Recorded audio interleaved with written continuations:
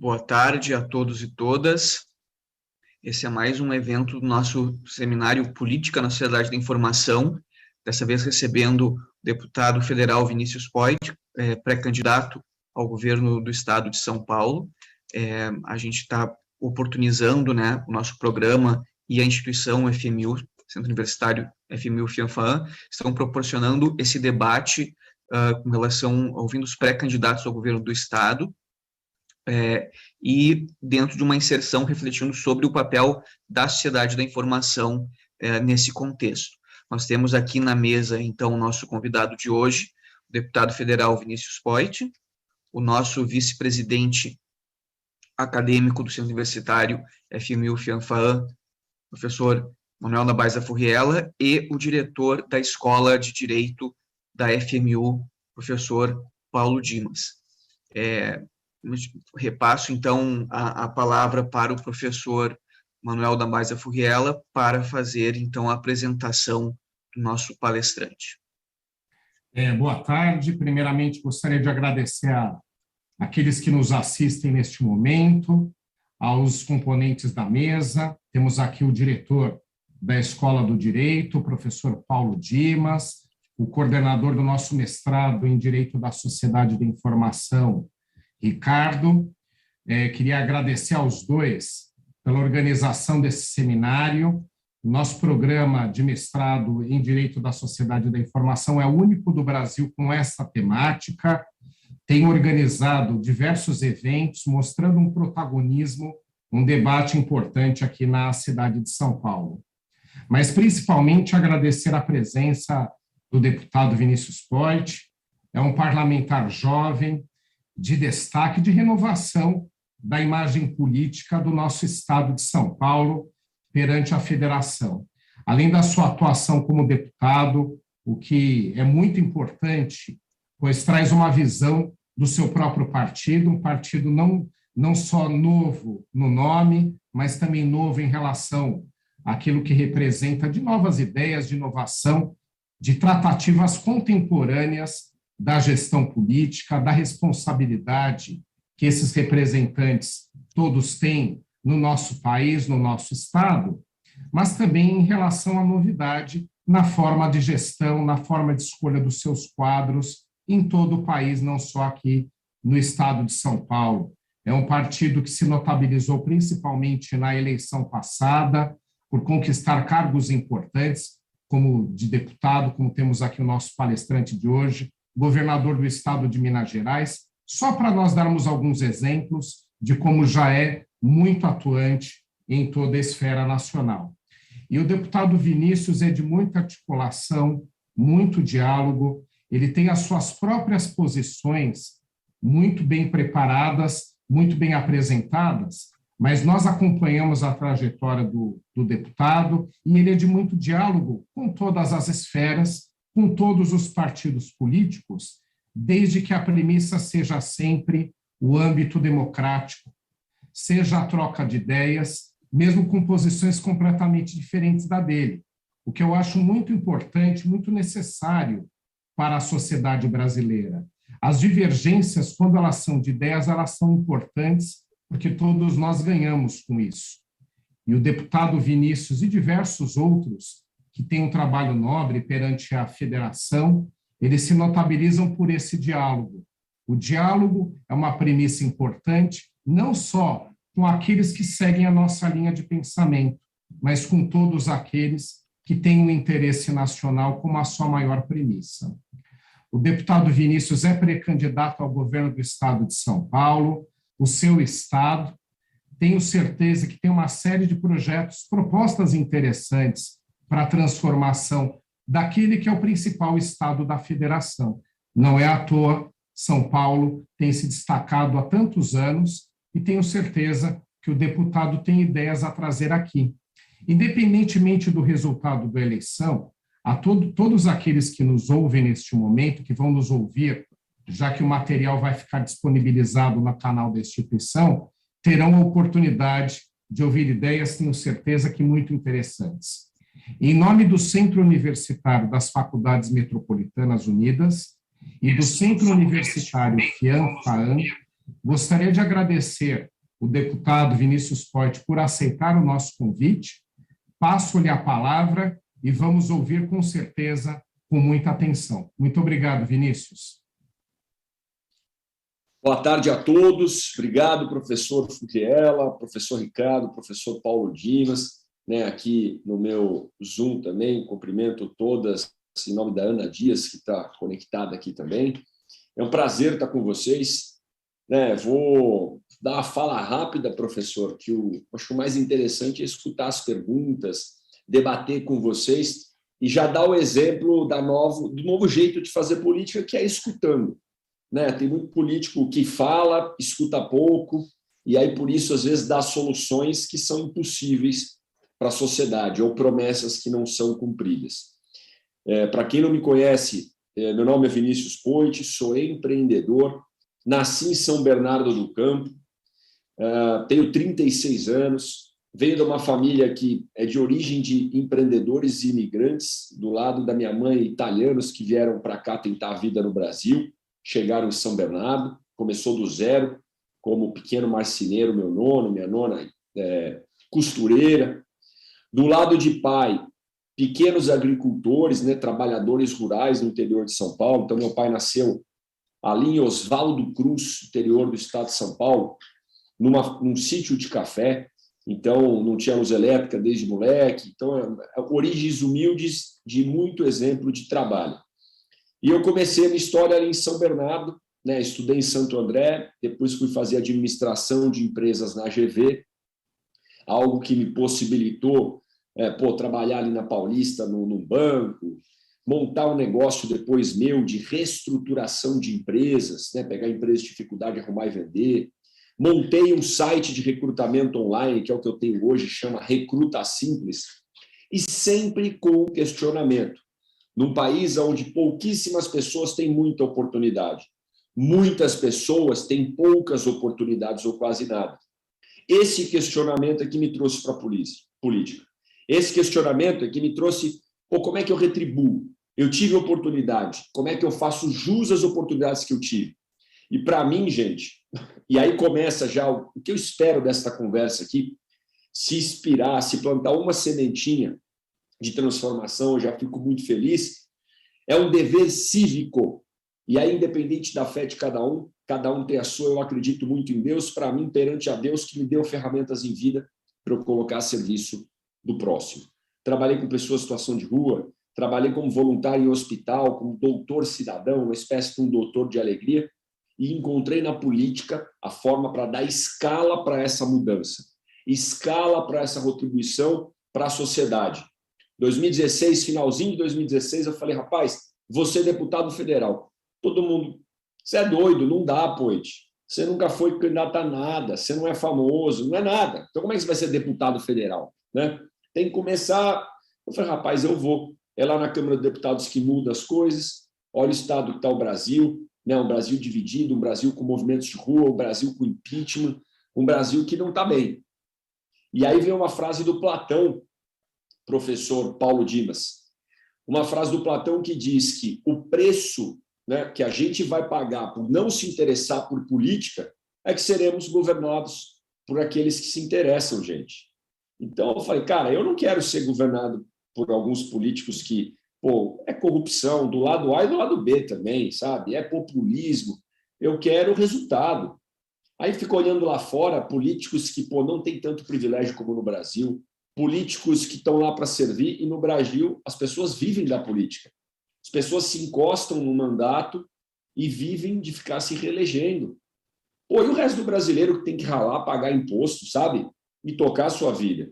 Então eu falei, não, eu quero ser melhor representado no Congresso, então vou lá, vou ajudar. Estava no momento de vida que eu poderia me dedicar a isso e resolver ser candidato a deputado federal. Gente, rodei o estado, dei palestra, andei para tudo quanto é lado, 150 cidades visitadas em 1 ano e meio, muito vídeo de internet, que é o novo jeito de chegar nas pessoas, e consegui ser eleito com 207.118 votos. Algo que ninguém imaginava. Os deputados ficaram perguntando, quantos prefeitos você tem, Poit? São Paulo tem 645 municípios. Como assim, quantos prefeitos eu tenho? Eu tenho as pessoas que acreditaram em mim. Política não pode ser feita só entre os políticos. Olha que coisa maluca. Aqui eles fazem política com os políticos. Política com os prefeitos, com os vereadores, com o governador, com os amigos do ministério. A política tem que ser feita com as pessoas, com os 46 milhões de pessoas que moram em São Paulo, votam em São Paulo, consomem serviços públicos em São Paulo. Política tem que ser feita para melhorar a vida das pessoas, não dos políticos. É o inverso. É óbvio, sabe aquelas obviedades que a gente precisa lembrar? Mas aqui não. A maioria ainda é política para político. Qual vereador que eu vou agradar, qual prefeito que eu vou agradar para eu me reeleger. Essa é a dinâmica da Câmara, da maioria da Câmara. Tem gente boa, mas a maioria é assim. Portanto, consegui ganhar a eleição. Cheguei aqui no Congresso, gente, não vai conseguir nada, Poit. Muito pouca gente da nova política, tudo o sistema, o mecanismo, né, para quem viu aquela série, não dá para quebrar. Pois bem, com diálogo, com planejamento. Eu falo assim, agora estou falando na faculdade, tudo que a gente aprende na faculdade, planejamento estratégico, missão, visão, valores, objetivos, metas, eu coloquei tudo isso no meu mandato. Me planejei desde o primeiro ano e fui avançando, construindo pontes e não muros. A boa política não é aquela que você conversa só com quem concorda com você, essa aí é fácil. A boa política é quando você conversa com quem discorda de você. Sabe? A liberdade de expressão, a liberdade da boa política, não tem aquela frase de uma biógrafa do Voltaire, se eu não me engano? Posso até não concordar com o que você diz, mas lutarei até a morte para você ter o direito de dizer. Essa é a boa política. E aí eu comecei a conversar com as pessoas. Botei num painel aqui na parede, não foi nessa parede aqui, está meio riscada aqui, na outra, né? Até por curiosidade, eu boto aquele canvas, está vendo? Aqueles painéis de fazer projeto e tal, tem um painel branco do outro lado também. Botei os 69 deputados de São Paulo, mais eu, mais 70, e os 3 senadores, na época, inclusive, o finado Major Olímpio. Conversei um por um, desde os caras mais... Lógico, a Adriana Ventura Alexis do meu partido, o Eduardo Cury, Vitor Lippe, Vanderlei Macris, Alex Manente, alguns caras que tinham os pensamentos mais parecidos e caras diferentes. Eduardo Bolsonaro, Carla Zambelli, Tiririca, Joyce Hasselman, Alexandre Frota, Orlando Silva, Ivan Valente, Sâmia Bonfim, Arlindo Chinaglia, Padilha, Vicentinho da CUT. Olha a heterogeneidade dessa chapa de São Paulo, gente. Muito diferente. Né? Erundina, conversei com todos. E isso me permitiu, pela primeira vez na história, ser um deputado de primeiro mandato, acabei de chegar e me tornei líder da bancada. Numa eleição, ganhei, por causa do diálogo. Eu não concordo quase com nada com o que o PT fala. A gente tem diferenças de projetos. Eu não concordo quase com nada que o Vicentinho da CUT defende. Mas eu respeito. E nisso eles falaram, Poit, a gente vota em você para ser líder. O PT votou em mim para ser líder. Ao mesmo tempo que o Eduardo Bolsonaro e a Carla Zambelli votaram em mim. Pô, mas como é que é isso, cara? Opostos. Pela compromisso, lógico, e atitude de diálogo. Eu vou escutar todo mundo. Não vai ter decisão na panelinha. Porque aqui na Câmara, Arthur Lira, Rodrigo Maia, tudo é panelinha. Eles têm a panelinha deles. Os projetos que vêm para a pauta já está meio que combinado. Eles não escutam todo mundo. Aí fica difícil. Eu escutava todo mundo. Né? Tive o prazer de frequentar as reuniões do Palácio dos Bandeirantes, reunião de secretariado, onde estive mais próximo e convivi com o professor Paulo Dimas, representando a bancada paulista, como o líder da bancada. Isso 2020 inteiro. 2021 ia ter eleição. Por aclamação, me reconduziram ao cargo. Fiquei 2 anos por causa do diálogo. Eu escutava todo mundo para tomar decisão. Então, olha uma coisa básica que me fez avançar muitas casinhas no capital político aqui dentro. E é algo que precisa para o governo do Estado de São Paulo também. Não ficar brigando, não ficar conversando somente com quem é da base. E sim com 645 municípios e com o presidente que estiver lá. Porque a gente está lá para defender o Estado de São Paulo. Certo? E eu estou falando está lá porque eu estou aqui sentado em Brasília nesse exato momento para defender o nosso Estado de São Paulo. Essa é a prioridade. E para isso a gente tem que conversar com todo mundo. Número 2, além do diálogo, gente, dividir protagonismo. Eu coloquei projetos, professor Ricardo, projetos aonde eu dividi a coautoria com todo mundo, porque aí o projeto vai ser aprovado, todo mundo vai falar, o meu projeto foi aprovado, porque todo mundo é coautor. E foi assim com o Marco Legal das Startups, onde o JHC, prefeito de Maceió atualmente, foi o autor, a gente dividiu coautoria e eu fui o relator. Conversei com o governo, montei comissão, projeto aprovado e sancionado pelo presidente da República. Está valendo já a lei. Desburocratiza para o pequeno empreendedor. Governo digital, fui coautor, junto com o Thiago Mitrô, junto com o Rigoni, junto com o Alessandro Molon, gente diferente, aprovado e sancionado para digitalizar serviços públicos. Conectividade nas escolas e em cooperativas no meio rural, com dinheiro que estava parado aqui no fundo, fui o relator, aprovado e sancionado. Nisso eu estava representando a Frente Parlamentar do Agro, onde estabeleci contato, até pela minha origem mais no campo, e porque eu era representante da pauta aqui. Regularização fundiária urbana. Eu fui autor da emenda que permitiu flexibilizar e melhorar a regularização fundiária. Dar o título de propriedade para algumas casas que não estão em área de risco nem de proteção ambiental, aí permitir PPP, desmembramento de lotes em menor tamanho, de metragem quadrada, sancionado na Casa Verde e Amarela. Telemedicina, eu fui coautor, permitir telemedicina no meio da pandemia. Então, quando você tem diálogo e divide protagonismo, as coisas andam mais rápido. Tem aquele ditado que uma vez eu vi, que diz que é um provérbio africano: se você quer ir mais rápido, vá sozinho.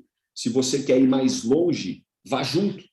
Então, foi um mandato de muito resultado, gente. Coisas que era impossível ser eleito deputado federal, era impossível ter resultado. Né? E além de aprovar os projetos, liderar a bancada, é o mandato mais transparente da história. Coloquei um sistema de emendas inteligentes totalmente transparente. As entidades e prefeituras mandam digitalmente, eu boto um edital, divulgo tudo, divulgo na imprensa local para onde eu mandei o dinheiro e chamo voluntários daquela cidade num grupo de WhatsApp para ir fiscalizar a emenda. Poxa, é básico. Com tecnologia, eu trouxe mais transparência e a gente recebeu um reconhecimento do ranking dos políticos e do IBRA, Instituto Brasileiro de Rastreamento de Ativos. Atuaram muito, grupo de advogados, junto com voluntários da CGU, da Controladoria Geral da União, atuaram muito na Lava Jato. Além de ser um deputado bastante econômico, né? E mostrar que não tem aquele argumento apoite, mas você precisa gastar, precisa de mais assessor para dar resultado. Mentira. Com menos, a gente conseguiu dar mais resultado e em 4 anos do mandato. Até por isso que eu falo, apoite, mas você precisa ficar mais um mandato. Não necessariamente. Em 4 anos deu para entregar muita coisa. E aí a gente vê o nosso estado de São Paulo, né, onde o mesmo partido está no poder há quase 30 anos. Eu sou a favor da alternância, eu sou a favor da oxigenação da política, a favor da política como um ato de servir. Eu vou lá, sirvo a sociedade e volto. Eu não vou lá e fico vivendo da política para sempre. Eu vou lá, trabalho, né, no meu setor, sou advogado, ou trabalho em alguma área jurídica, sirvo a sociedade e volto. Então, a gente precisa quebrar esse mecanismo. O Estado de São Paulo, um Estado que sempre foi protagonista, sempre foi o Estado da oportunidade. As pessoas vinham para cá para vencer na vida, para prosperar. As pessoas estão indo embora por causa da violência, por causa da inflação, desemprego, né? São as maiores reclamações que a gente escuta. A gente precisa consertar isso para o Estado de São Paulo, ser o Estado da esperança de novo, né? Ser o Estado com a menor carga de impostos do Brasil para poder empreender com mais facilidade. ICMS aqui é o mais alto. Crédito tributário não volta rápido para o empreendedor que tem crédito. Então, assim, ele não está o Estado realmente focado para a geração de emprego. A gente pode enxugar o número de secretarias, a exemplo do Zeno em Minas Gerais. Podemos botar um Estado orientado ao empreendedor, orientado à geração de emprego, orientado às pessoas, e não aos políticos. E é essa dinâmica que eu me proponho a quebrar nessas eleições. Porque nenhum dos outros pré-candidatos, sabe, pode falar, por exemplo, que não vai usar fundão. Eu não vou usar fundão eleitoral. Nenhum dos outros pré-candidatos pode falar e assumir o compromisso que vai reduzir, no mínimo, 10 secretarias. Hoje a gente tem 27, 23 secretarias, mais 4 pastas especiais com status de secretaria. Eu vou reduzir no mínimo 10, é 17 ou menos. Nenhum deles pode falar isso e não vão falar, porque precisa dar uma secretaria para um partido, dar para o outro, dar para o amigo acolá. E essa é a dinâmica da política. Agora, por que não quebrar essa dinâmica, como a gente já fez como deputado federal, como o Zema fez em Minas Gerais, prefeito de Joinville, Adriano, fez em Joinville, uma cidade de Santa Catarina. Dá para quebrar, dá para mostrar que dá para cortar privilégio, dá para diminuir o número de aeronaves que um governador usa, sabe? De assessor, de um monte de coisa, e mostrar que o Estado de São Paulo vai assumir a vanguarda do foco nas pessoas, no empreendedor, e não nos políticos. Então, essa é a vontade de estar nesse pleito, de ser governador do Estado de São Paulo. É uma candidatura jovem, diferente, que propõe a mudança e que tem uma experiência já no parlamento. Isso é muito importante para quem, na minha opinião, quer ocupar um cargo executivo. Eu escutei outro dia uma frase, o Ricardo Melão, que é o nosso pré-candidato ao Senado, me falou um negócio, ele me passa muita coisa do pai dele, João Melão, já falecido, mas era um homem muito sábio, né? Muito politizado também, jornalista, tudo. Diz que é a frase de um prefeito de São Paulo, ex-prefeito, Prestes Maia. É melhor a gente ter alguém de diálogo numa posição de liderança, alguém político, de conversa, de diálogo, cercado por técnicos da melhor qualidade em suas áreas, do que um técnico cercado de políticos à sua volta. A gente precisa do melhor cara de segurança pública, a gente precisa do melhor cara de meio ambiente, do melhor cara de empreendedorismo, saúde, educação, comandando as pastas do Estado de São Paulo. E um líder que deixa o protagonismo ficar mais para a ponta, que divide o protagonismo com a Assembleia para passar os projetos, que desde já mostra no mandato que dá para economizar, dá para ter resultado, que não vai para a reeleição. Então, essa é a minha posição nesse momento. A gente pode entrar dentro de assuntos mais específicos para o Estado de São Paulo, mas podem ter certeza que essa candidatura é a única diferente. Essa pré-candidatura, estou no meio jurídico, né? Então, pré-candidatura, senão o TSE já vem brigar comigo aqui, professor Paulo Dimas.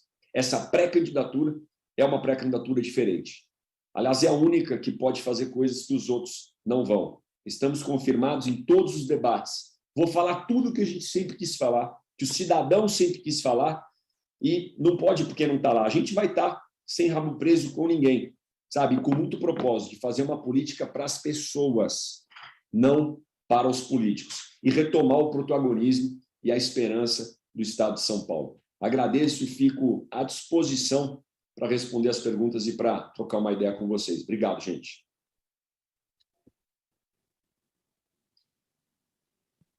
Muito obrigado, deputado.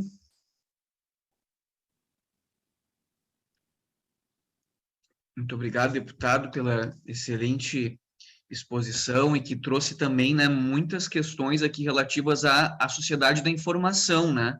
Todo o papel que a internet, né, que exerce, né, que a tecnologia exerce na política, não é? A necessidade de mais diálogo, a gente vive num momento de muita polarização, isso tem sido uma característica também muito estimulada, né, pelas redes sociais, enfim, e as bolhas da internet, né, as bolhas das redes, que acabam levando justamente a uma polarização, e o deputado nos trouxe aqui da importância do diálogo, né, de discutir, de conversar com quem pensa diferente. Isso é fundamental, né, que as pessoas possam trocar ideias e buscar os melhores caminhos. Temos questionamentos ali no YouTube.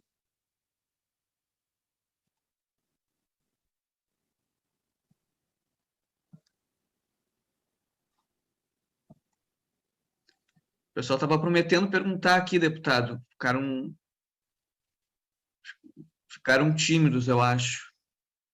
Deixa eu ver se eu verifico aqui. Aqui tem uma pergunta. Ó.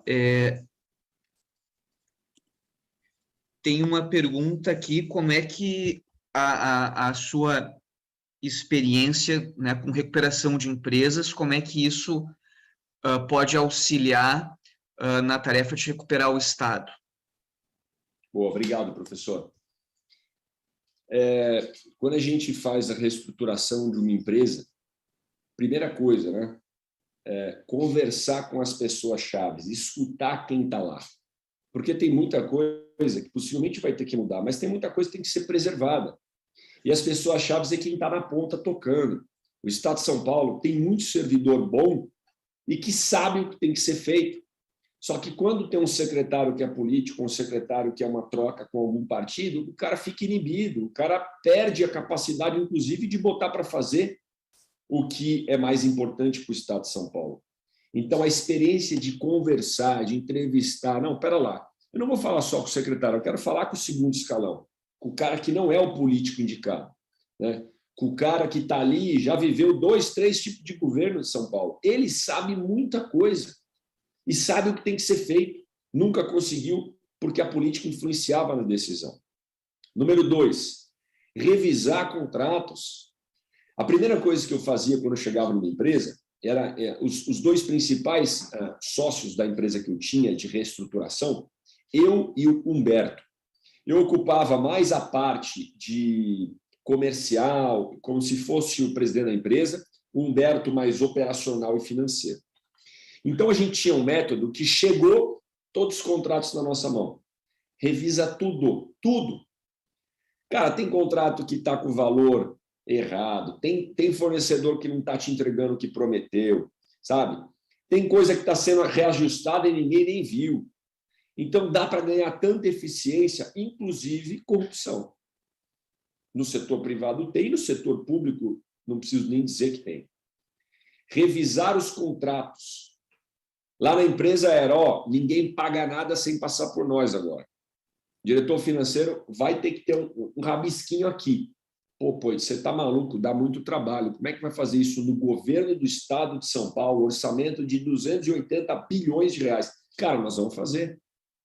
Arruma equipe, consultoria que pode ajudar, senta, mutirão, malha em cima desses contratos, obras que estão atrasadas. O Estado de São Paulo tem obra atrasada para dar com um pau. Não preciso nem dizer sobre Rodoanel, sobre Tamoios, que demorou para negociar o probleminha que tinha com Tamoios, sobre monotrilho, e por aí vai.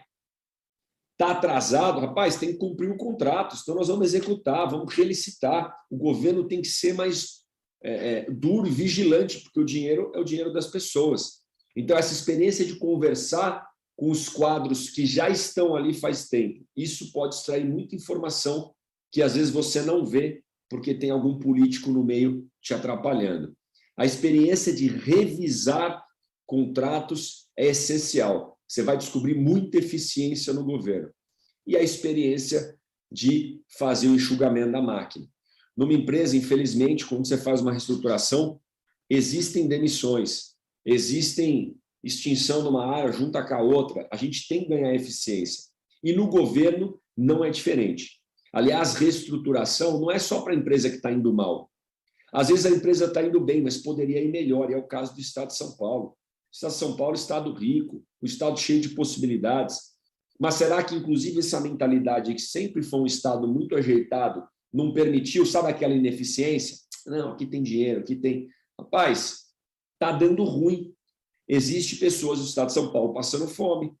As pessoas do Estado de São Paulo antes podiam, não, esse emprego está pagando mal, eu vou para o outro. Agora não tem emprego. Isso não pode ser admitido. Espera aí, a prioridade é ter um monte de secretaria no Estado ou a gente enxugar, ter mais eficiência, fazer uma reforma administrativa para cortar gastos, porque vai precisar de dinheiro de custeio para pagar melhor o policial, sabe? Para fazer os concursos para a Polícia Civil também tem mais estrutura, porque não adianta a Polícia Militar, a gente está falando só dela, e ela é que está na rua com o maior contingente, mas e o escrivão da Civil? E a taxa de resolução de crimes? Precisa de dinheiro. Não vai ser só privatizar, porque o dinheiro da privatização não pode usar para custeio, nós vamos precisar cortar na carne, cortar ali no custeio do Estado. E aí a reforma administrativa, é enxugar gasto, cortar privilégio, reembolso. Isso é a maior habilidade do reestruturador de empresa. A gente precisa reestruturar o Estado novamente. Assim como empresa, o foco é no cliente, o Estado, o foco é no cidadão, que não deixa de ser o cliente. O problema é que ele não escolhe pagar imposto, né? Ele é obrigado. Então, o Estado tem que dar um serviço público de qualidade para o cara.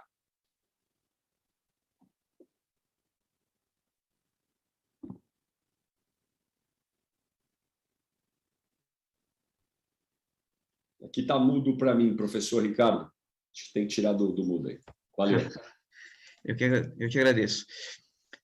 Considerando, muito obrigado pela sua resposta, né? E mais uma pergunta, então, aqui do público. Considerando sua fala sobre ações com pessoas carentes e hospitais, tendo em vista o contexto histórico de ações higienistas fracassadas realizadas na Cracolândia, qual o plano do governo adequado para a solução desse problema, levando em consideração a visão humanista trazida né, por ti, deputado? Perfeito. Primeiro, não existe solução simples, não existe bala de prata. Diferente dos outros pré-candidatos, que eu não tenho dúvida, eu já vou adiantar uma coisa e vocês vão ver isso no debate, vocês vão lembrar de mim. Vão prometer um monte de solução. Tem um que outro dia prometeu que vai acabar com a Cracolândia em 2 anos, o outro prometeu que vai tirar todo mundo da rua em 1 ano, o outro, vou trazer o centro administrativo para o centro que resolve tudo. Não é assim, não é assim. O professor doutor Paulo Dimas sabe, né, na Secretaria de Justiça e Cidadania do Estado, a dificuldade que é lidar com essa situação. Então, primeiro, é um trabalho coordenado, no mínimo, entre 4 secretarias, né, por tudo que eu estou estudando. E aí, novamente, eu não sou especialista, então vou buscar quem sabe, e é com eles que eu estou conversando.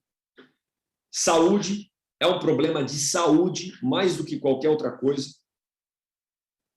Assistência social, justiça e segurança pública.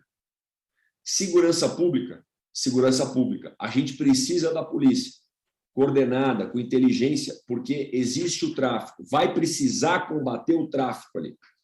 A hora que a gente, primeiro, as 4 secretarias planejado para agir, não é ir uma só lá e esparramar. Precisa estar planejado. A hora que começar a combater o tráfico de drogas, vai faltar droga ali na região. Isso vai causar o desconforto ali na região e isso leva ao número 2. As pessoas vão buscar alguma ajuda. Isso facilita o trabalho do médico e do assistente social que vai estar ali. Agora, o médico e o assistente social não pode ir ali sozinho, precisa da segurança, garantindo o mínimo de ordem ali.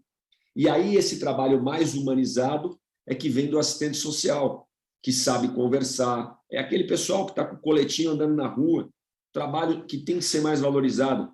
Identifica, até conhece alguns pelo nome, e junto com o médico, então a segurança pública, diminuindo o consumo e a oferta, né? Diminuindo a oferta de drogas, causa desconforto. A assistente social está ali para abraçar, junto com o médico, e fazer uma mínima triagem. O nível de dependência química ali pode ser diferente. Inclusive, há um tempo atrás, antes da pandemia, tinha 25 mil pessoas na rua na cidade de São Paulo. Hoje tem 35 mil. Pessoas que estão na rua mais recente, muito decorrente da pandemia, cara, às vezes está com a capacidade produtiva em dia ainda, sabe? De repente, nem na dependência química caiu. Eu sei que foge um pouco da Cracolândia, mas eles estão ali no centro de São Paulo. Estão hospedados em hotéis pagos pela prefeitura, meio que sem fazer nada. Precisa, inclusive, focar na capacitação profissional deles. Agora, voltando na Cracolândia, com a polícia atuando, enxugando a oferta de droga, assistente social e médico conversando e ajudando na triagem, em algum momento, o médico vai precisar definir, olha, aqui, se a gente trabalhar no CAPS, né, um trabalho durante o dia, um trabalho de capacitação profissional, de recuperação, eu acho que tem jeito da gente, inclusive, voltar essa pessoa a estar inserida no mercado de trabalho e ter um emprego. Aqui, vai precisar de um tratamento de saúde, seja via internação involuntária, a partir do médico, ou Secretaria de Justiça. Né? Lá atrás foi montado o CRATOD, estou estudando um pouco mais, doutor Paulo Dimas, a história do CRATOD, que é a tal da internação compulsória, autorizada pela Justiça. Até para não acontecer alguns abusos de poder que a imprensa está noticiando, que vai lá, faz uma internação compulsória, mas na visão da Justiça foi ilegal, e aquilo ali está dando um baita pepino hoje na Cracolândia. Por isso, novamente, trabalho de 4 secretarias. Secretaria de Segurança Pública, Assistência Social, Saúde e a da Justiça para os casos mais graves. Não adianta a gente trabalhar com redução de danos, por exemplo, que foi a política do PT lá atrás, no momento que a pessoa está totalmente sem a sua capacidade produtiva mais em dia, sem a sua capacidade de tomar decisão ali, sabe? No último trecho ali da última linha, né? Pensando somente como é que ela vai consumir a próxima pedra. Ela precisa de ajuda. E se a gente tiver um atendimento organizado, planejado, com todas as secretarias, tendo, por último, uma interlocução Estado e município, eu acho que a gente vai ter uma chance de ver uma luz no fim do túnel para esse problema que é tão grave no Estado de São Paulo. Porque não adianta o Estado e o município brigar também, não. Porque aí o Estado que está à frente da Polícia Militar e Polícia Civil não vai cooperar. Lembrando sempre que lá na ponta tem que existir uma porta de saída. Como é que nós vamos recuperar essas pessoas para ter uma mínima capacidade produtiva e estarem preparados para voltar ao mercado de trabalho? Só um fiozinho aqui, um spoiler, ali no centro de São Paulo, se a gente investir na zeladoria e investir na segurança pública um pouco mais, a gente consegue abrir o terceiro turno. Muito comércio no centrão mesmo, Largo Paissandu, para quem conhece ali, eu vou até visitar eles na segunda, dia 20, o Ponto Chique, né, que é super famoso, tem 100 anos o restaurante, a Galeria do Rock, eles estão fechando. Começou a virar de tarde para noite, fecha. Se eles abrirem o terceiro turno, vai abrir mais de 1.000 vagas de emprego. Então, algumas pessoas que acabaram de cair na rua ou ainda estão com a sua capacidade produtiva em dia, dá para arrumar um emprego rápido e assim ter um dinheirinho para pagar um aluguel e começar uma roda, um ciclo mais virtuoso para sair dessa situação. Muito obrigado, deputado. Sei qual é o seu teto, mais 2 perguntas, fica bom para o senhor? Pô, vamos lá, eu tenho teoricamente até 6 horas, né? Mas se tiver alguma outra aí, manda bala, vou tentar encurtar mais a resposta aqui. Tá. Então, uma pergunta aqui é a seguinte: como preparar a sociedade para a transformação tecnológica, considerando que o IBGE demonstra que em 2019 mais de 20% da população não acessa a internet? Obrigado, professor. Primeiro, a gente tem que levar acesso. Aliás, essa é uma palavra, né, que se a gente dá uma expandida, ela serve para tudo. Qual que é a prioridade, né? O que a gente tem que fazer? É permitir acesso para as pessoas. Acesso à educação de qualidade, acesso a uma saúde digna, acesso a saneamento, acesso à conectividade. Então, esse foi abrir a porta, né? Quando eu entrei aqui, eu montei uma frente parlamentar que chamava Frente Digital. Bom, muito bem. Para tocar projetos de startup, de conectividade. Aí o senador Rodrigo Cunha, na época, senador por Alagoas, não, pera lá, vou mudar esse nome, porque a gente montar uma fintech, levar conectividade, é inclusão, é cidadania.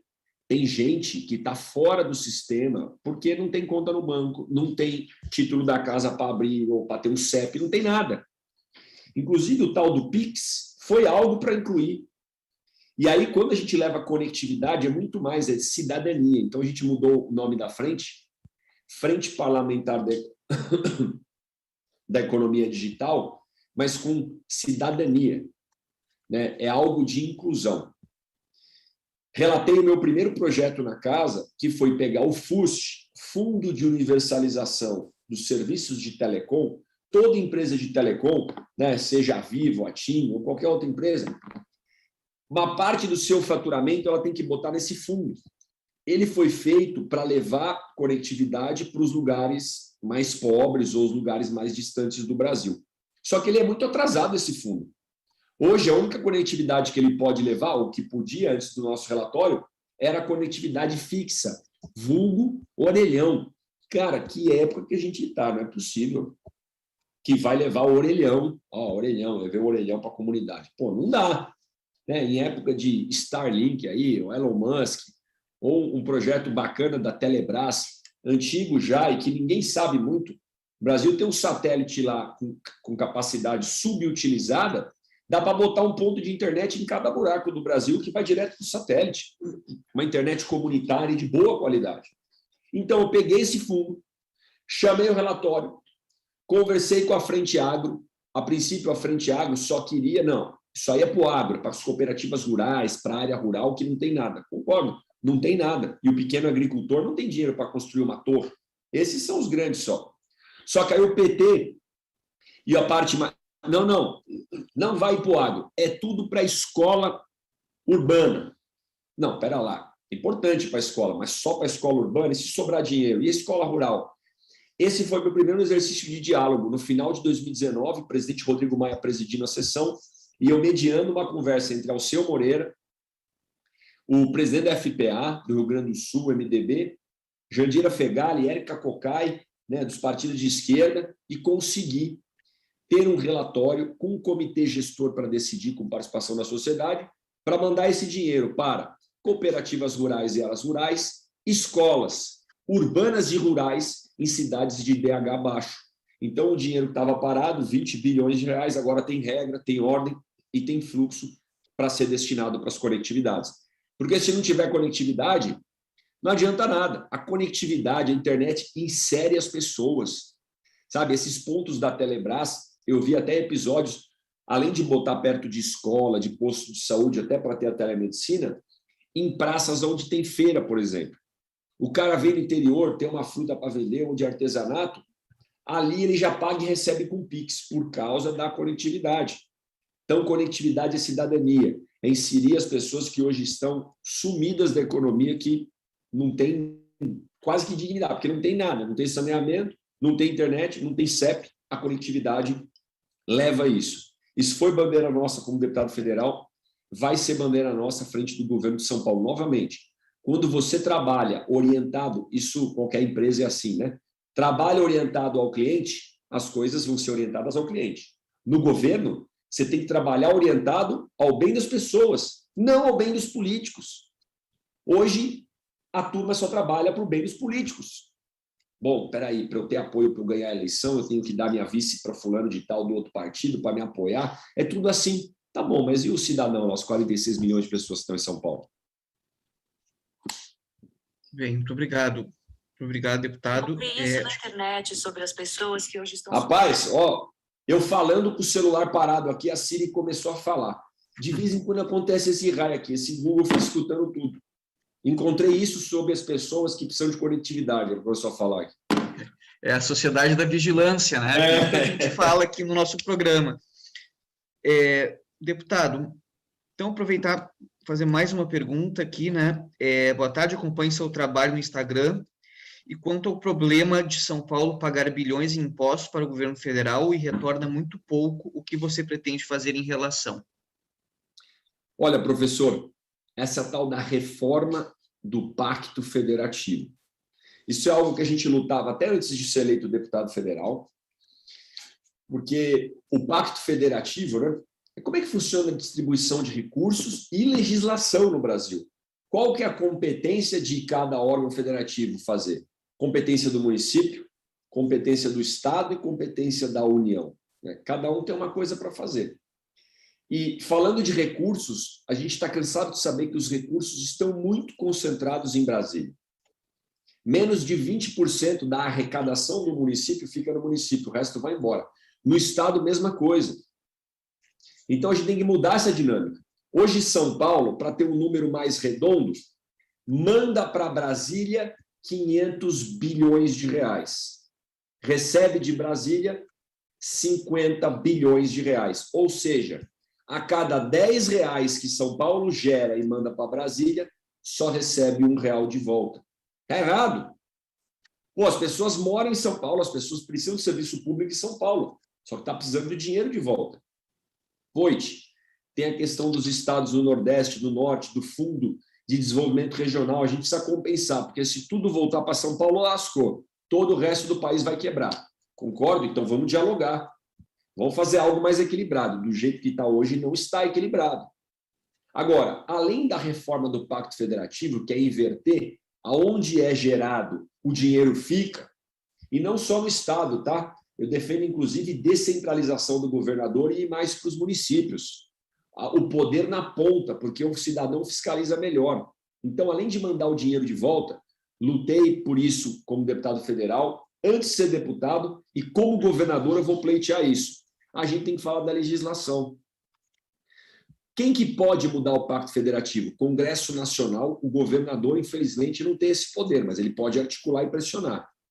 E a Assembleia Legislativa pode, se ela juntar mais da metade das Assembleias Legislativas do nosso país. O Ricardo Melão, nosso deputado estadual, está liderando esse processo na LESP, que iniciou lá na Assembleia de Santa Catarina com o Bruno Souza, nosso outro deputado estadual, e juntando assinaturas de assembleias para fazer. E aí, não é só a reforma do Pacto Federativo em dinheiro, receber o dinheiro de volta de São Paulo, mas da competência legislativa. Por senhores que sabem, e eu vou explicar um pouquinho mais só, curtinho, muita legislação está no âmbito municipal, muita legislação no âmbito federal, e não sobra nada no Estado. O Estado fica, sabe, a LESP, aliás, é uma caixa preta, porque gasta muito dinheiro, tem um custo muito alto, e qual que é a produção legislativa relevante? A gente tem que tirar um pouco do União, jogar mais para a LESP poder decidir mais coisas sobre o Estado. E quem sabe, no mundo ideal, rumar para um modelo tipo americano.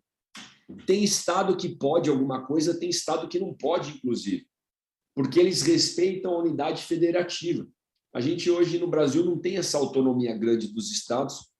Eu defendo que a gente rume para uma autonomia dessa. Como governador, vou pleitear isso junto à Assembleia Legislativa, junto aos nossos deputados federais que estão em Brasília, e conversar com os outros governadores para a gente lutar por essa liberdade maior e por essa menor dependência de Brasília.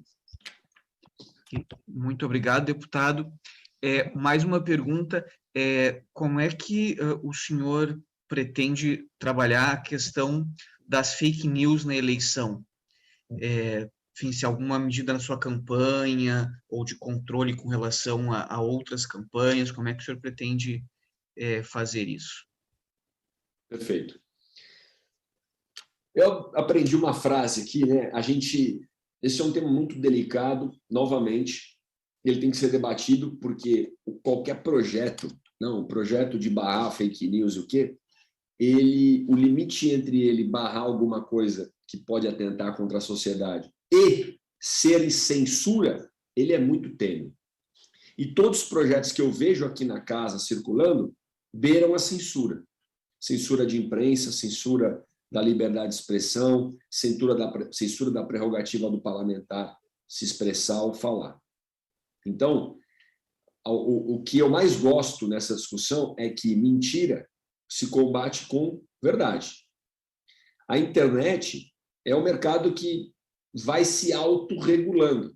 As plataformas mesmo, né, o próprio WhatsApp, Facebook, já está criando muito mecanismo para combater isso.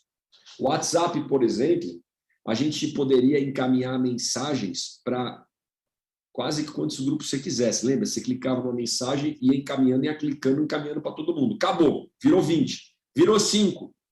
Tem mensagem que o WhatsApp identifica que está sendo muito encaminhada, só dá para mandar para um. E ainda vem com aviso, essa mensagem é muito encaminhada, fique esperto, pode ser mentira isso aqui. Então, o mercado vai se ajustando. O Instagram, dependendo do que você posta, cara, os caras da tag lá que é mentira, ele tira do ar, ele bota ou ele bota um quadrinho assim, isso aqui já foi tagueado como mentira. Você quer ver mesmo assim? Então, eu sou a favor de um diálogo entre a sociedade para a gente buscar a solução juntos. Não do legislador aqui de Brasília, né, juntando uma panelinha na Câmara dos Deputados, porque é isso que a turma aqui faz, canetar uma lei que a sociedade não participou direito.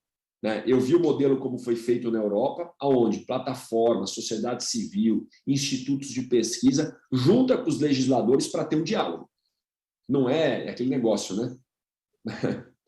Para cada problema complexo da sociedade, o governo ou um burocrata vem sempre com uma solução muito simples e completamente errada, entendeu? Completamente equivocada. Não é um problema simples de resolver. A gente tem que combater, sim, mas com verdade, com mecanismos para isso daí ser tagueado e ignorado na internet. Ok. Muito obrigado, deputado. Passo então agora, vamos então, respeitando, né, o seu tempo, né, passar a palavra para o professor Paulo Dimas, agradecendo mais uma vez pela sua disponibilidade, deputado. Professor Paulo Dimas, então, encaminhar o nosso encerramento. Olha, Ricardo, vou ficar entusiasmado, né, de ouvir o Vinícius, né, esse vigor, essa juventude, né, esse idealismo. É isso que está faltando, às vezes, né, Furriela, na nossa política, né, pessoas que pensam o nosso país, pensam o bem comum. Eu tive uma experiência muito boa com o Vinícius, porque no tempo que estava lá na Secretaria da Justiça, ele acompanhava as reuniões dos secretários, que eram às sextas-feiras, a manhã toda, cada secretário levava a sua pauta, explanava os seus projetos, aquilo que estava ocorrendo, e o Vinícius se interessou muito pela Fundação Casa, né? E quis visitar, conhecer os centros, né? Alguns centros, e daí nos encontramos, ele acabou conhecendo alguns centros e sempre trouxe ali ideias, propostas, né? Levou lá para Brasília algumas ideias para repensar, inclusive, esse modelo, né, de recuperação de menores em situação de conflito com a lei. Então, o Vinícius é alguém que está aí, né, com todo esse vigor, com todo esse idealismo, com toda essa disposição para trazer novas ideias. Olha quantas questões ele foram colocadas aqui, ele respondeu com maestria, né, com dinamismo, né, e colocou muito bem uma coisa que eu sempre entendi na minha vida profissional, né, que é fundamental, o diálogo, ouvir as pessoas. Né? Eu lembro na magistratura, né, às vezes a gente fazia uma audiência e a pessoa estava ali, né, com aquele problema, com aquela situação de, às vezes, desespero, e às vezes não queria nenhuma solução. O que ela queria? Ser ouvida. A pessoa quer ser ouvida. Né? E é isso que faz com que a política tenha um sentido. Né? Ouvir as pessoas e depois desenvolver projetos, né? Gestões, iniciativas para trazer soluções, mas ouvir a pessoa. Né? Não adianta, né, como você colocou muito bem aí, né, trazer propostas, ideias que vão ficar ali circulando dentro da classe política mesmo para, na verdade, fazer um círculo vicioso de situações que ficam ali nos círculos do poder. Nós temos que sair, como você faz, sai para a rua. Né? Aliás, você fez isso antes mesmo de ingressar na política, né? Conhecer os espaços, conhecer as pessoas e ver como podemos, né, de alguma maneira, difundir melhor o empreendedorismo, né? Dar para as pessoas essa possibilidade de ter autonomia. Então, parabéns, viu, Vinícius? Nós ficamos aí entusiasmados com as suas manifestações, com as suas ideias, com o seu dinamismo. Vá sempre em frente, viu? Tenha sempre esse entusiasmo. Né? Essa ideia, né, de aproveitar melhor os recursos públicos é fundamental. Vi que você fez isso no seu gabinete de trabalho em Brasília, né? Trouxe uma economia até muito superior àquilo que você propunha, e é isso que nós estamos precisando. Nós estamos precisando dessa força, desse entusiasmo, trazendo esperança para as pessoas. Então, parabéns, viu? Ficamos muito felizes, vamos difundir bem aqui o vídeo com a sua palestra, que realmente vai motivar os nossos jovens. Nós temos aí, acho que os alunos, no direito nós temos mais de 7 mil, na instituição toda, acho que passa de 30 mil, Furriela, é isso?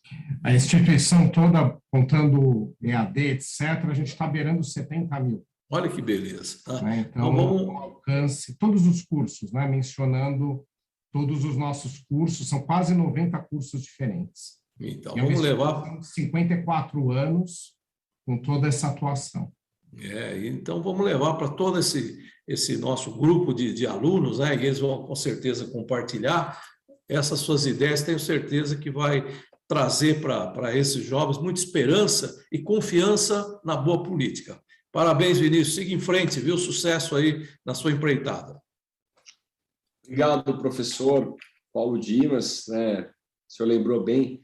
O dia que eu procurei o senhor, eu falei, professor, quero conhecer, né, a Fundação Casa, né, conhecia de ler, de estudar, de saber, né, como é que era a história da FEBEM antiga, que todo mundo conhecia. E aí a gente fala de fora, né? Eu falei, pô, eu quero ir em uma. E visitei tanto a Secretaria da Justiça quanto visitei uma. Conversei com os internos, entendi a dinâmica, foi, se eu não me engano, foi numa unidade grande ali no Brás, né? E, então, foi super positivo até para a gente olhar para o outro lado, né? Olhar o sistema carcerário brasileiro, o sistema carcerário da população carcerária do Estado de São Paulo e pensar, tá bom, o que eu vou fazer? E aí, novamente, tem gente que está presa e tem gente que está presa. Alguns ali, e a situação de muitos menores infratores, né, doutor? O que dá para fazer para recuperar aquela criança que está ali? O que dá para recuperar aquele adolescente? Né? E quando a gente botar, eu sempre trabalho com medição de resultado. Como é que dá para a gente medir resultado? E o que é medir? Taxa de recuperação, taxa de não reincidência, né? De reinserção na sociedade. Então, muito obrigado, professor Paulo Dimas, pelas palavras. Fico muito feliz. Um termo jurídico que eu aprendi aqui na Câmara, que um amigo advogado me falou, ô Poit, você está ficando bom de embargos auriculares. O que é embargo auricular? Pô, é conversar, rapaz, é andar, conversar.